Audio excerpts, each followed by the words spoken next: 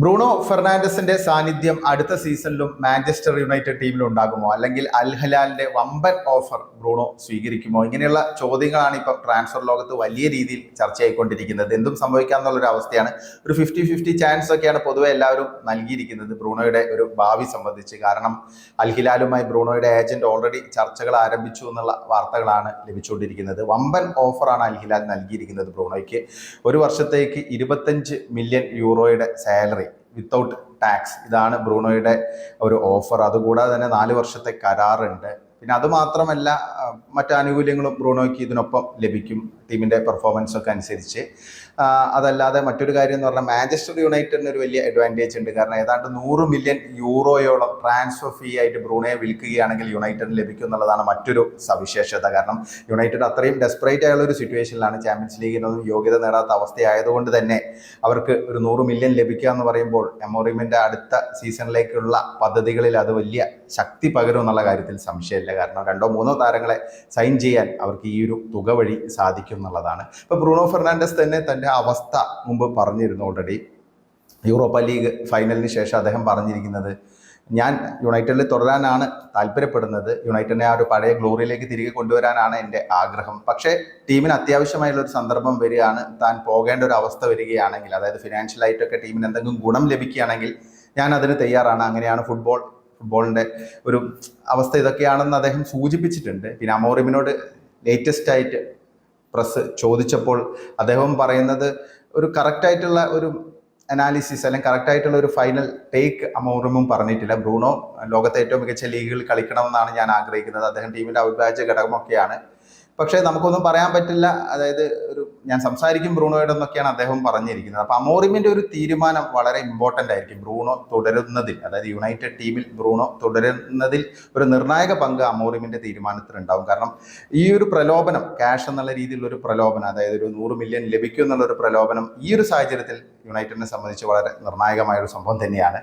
അതിനൊപ്പം തന്നെ ബ്രൂണോ ഫെർണാണ്ടസിനെ പോലെയുള്ള ഒരു താരത്തെ കൈവിടുകയാണെങ്കിൽ, അതും ഒരു ട്രാൻസിഷണൽ ഫേസിൽ, അതായത് ഒരു മാറ്റത്തിലേക്ക് യുണൈറ്റഡ് പോയിക്കൊണ്ടിരിക്കുകയാണ്. കാരണം അടുത്ത സീസണിൽ യുണൈറ്റഡ് പ്രീമിയർ ലീഗ് മാത്രം ഫോക്കസ് ചെയ്ത് കളിക്കാൻ പോവുകയാണ്. കാരണം ചാമ്പ്യൻസ് ലീഗിൽ ഇൻവോൾവ്മെൻ്റ് ഇല്ല. അപ്പോൾ സ്വാഭാവികമായിട്ടും ടീമിനെ റീവാമ്പ് ചെയ്തെടുത്ത് ഒരു ബെറ്റർ ഫിനിഷ് ആയിരിക്കും അമോറിമിന് കീഴിൽ യുണൈറ്റഡ് അടുത്ത സീസണിൽ പ്രീമിയർ ലീഗ് ലക്ഷ്യമിടുന്നത്. അപ്പോൾ ആ ഒരു സാഹചര്യത്തിൽ ബ്രൂണോ ഫെർണാണ്ടസിനെ പോലെ ഇത്രയും എക്സ്പീരിയൻസ്ഡ് ആയ, കഴിഞ്ഞ 5 വർഷമായി മാഞ്ചസ്റ്റർ യുണൈറ്റഡിൻ്റെ നെടുന്തൂണായി കളിക്കുന്ന ഒരു താരത്തെ കൈവിടുന്നത് ബുദ്ധിയാണോ എന്നുള്ളതാണ് ഒരു പ്രധാനപ്പെട്ട ചോദ്യം. പ്രത്യേകിച്ച് ബ്രൂണോയെ കൈവിട്ട് ആ ഒരു ട്രാൻസ്ഫർ തുകയും യൂസ് ചെയ്യാൻ, അതായത് എങ്ങനെ യൂട്ടിലൈസ് ചെയ്യും എന്നുള്ളതും മറ്റൊരു ചോദ്യമാണ്. ആരൊക്കെ അവൈലബിൾ ആണ്? മികച്ച താരങ്ങളെ കൊണ്ടുവരാതെ കുറേ ക്രാപ്പുകൾ ആയുള്ള അല്ലെങ്കിൽ നിലവാരം കുറഞ്ഞ താരങ്ങളെ കൊണ്ടുവന്നിട്ട് യാതൊരു കാര്യമില്ല. അപ്പം ബ്രൂണോ പോവുകയും ചെയ്യും, എന്നാൽ നല്ല താരങ്ങൾ തിരികെ ടീമിലേക്ക് എത്തുന്നില്ല എന്നുള്ള ഒരു സാഹചര്യം വരും. അപ്പം അതാണൊരു പ്രധാനപ്പെട്ട ഒരു കിറാമുട്ടിയായിട്ട് യുണൈറ്റഡിന് മുമ്പിൽ നിൽക്കുന്നത്. പിന്നെ ബ്രൂണോ ഈ ഒരു ഓഫർ സ്വീകരിക്കുമോ എന്നുള്ളതാണ് അറിയാനുള്ളത്. ഇപ്പോൾ ക്ലബ് വേൾഡ് കപ്പ് ആണ് അൽ ഹിലാലിൻ്റെ ഒരു പ്രധാനപ്പെട്ട ലക്ഷ്യം. അപ്പോൾ അതിന് മുന്നോടിയായിട്ട് ഇപ്പോൾ ജനുവരിയിൽ തന്നെ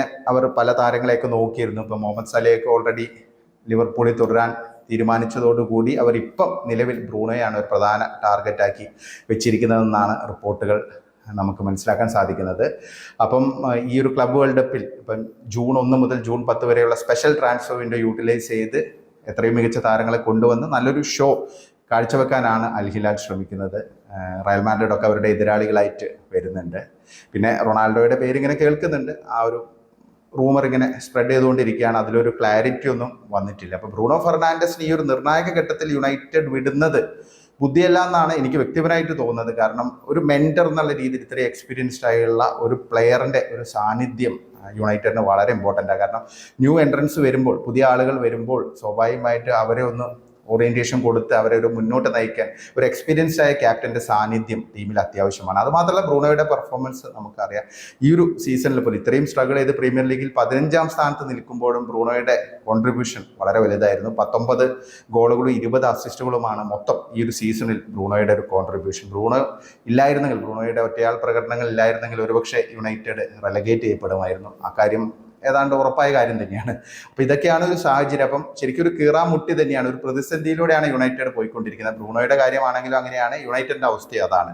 എന്താണ് നിങ്ങൾക്ക് തോന്നുന്നത്? ബ്രൂണോ ഫെർണാണ്ടസ് മാഞ്ചസ്റ്റർ യുണൈറ്റഡിൽ തന്നെ തുടരണമെന്നുള്ള ആഗ്രഹമാണോ നിങ്ങൾക്കുള്ളത്? നിങ്ങളുടെ അഭിപ്രായങ്ങൾ കമൻ്റായി രേഖപ്പെടുത്തണേ.